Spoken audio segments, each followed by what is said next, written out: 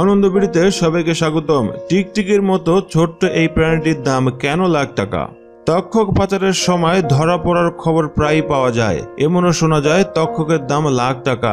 টিকটিকির মতো ছোট এই প্রাণীটি কেনই বা এত চাহিদা? কেবল বাংলাদেশে নয়, ভারতের পশ্চিমবঙ্গ, আসাম এবং প্রতিবেশী মিয়ানমারেও তক্ষক নিয়ে নানা খবর প্রকাশিত হয়। সম্প্রতি পশ্চিমবঙ্গ ভিত্তিক একটি পত্রিকার অনুসন্ধানী প্রতিবেদন তৈরির জন্য পর্যটক বেশে সাংবাদিকরা কাজে নেমে পড়েন।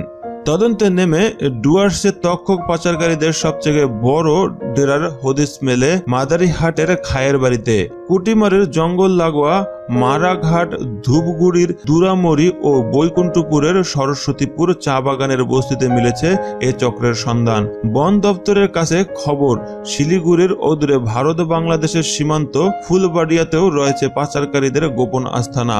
সশস্ত্র সীমাবল বা এসএসবি জওয়ান বলেছেন, মালদহে রয়েছে তক্ষক পাচারে যুক্ত উত্তরবঙ্গের সবথেকে বড় চক্রটি, যাদের দুটি শাখা।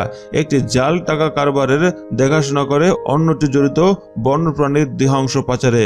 বেশ কয়েকবার অভিযান চালালেও এখন পর্যন্ত গ্রেপ্তার করা যায়নি চক্রের মাথাদের। ডুয়ার্সের জঙ্গলে মূলত দুই ধরনের তক্ষক মেলে, একটি লোপার্ড গেকো, অন্যটি টোকো গেকো। তবে লোপার্ড গেকো বিরল।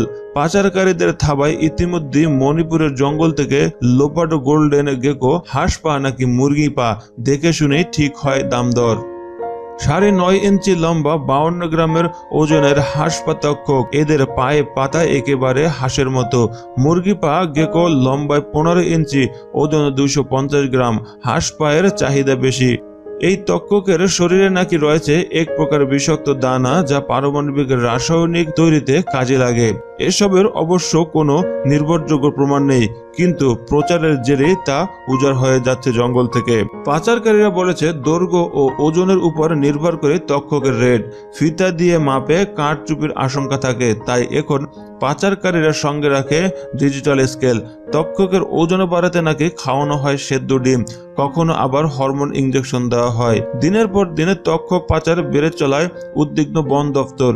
পাচার রুখতে পুলিশ ও এসএসবি জওয়ানদের সাহায্য নিচ্ছে তারা, কিন্তু তারপরও আটকানো যাচ্ছে না পাচার। খোলা করে স্বীকার করে নিচ্ছেন বন কর্মকর্তারা।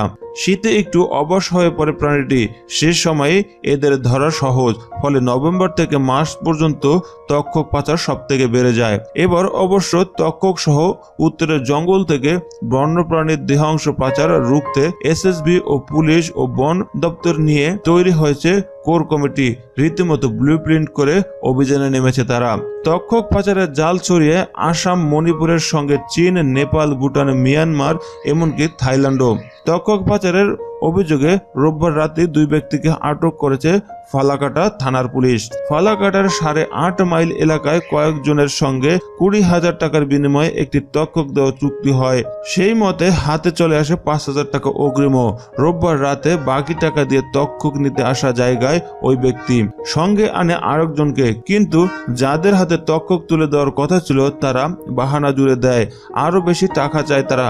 এ নিয়ে দুপক্ষের মধ্যে ঝগড়া বেঁধে যায়। শুরু হয় ধস্তাধস্তি। এলাকার লোকজন টের পেয়ে তাদের ধরে ফেলে গণপিটুনি দিয়ে দুজনকে তুলে দেওয়া হয় পুলিশের হাতে।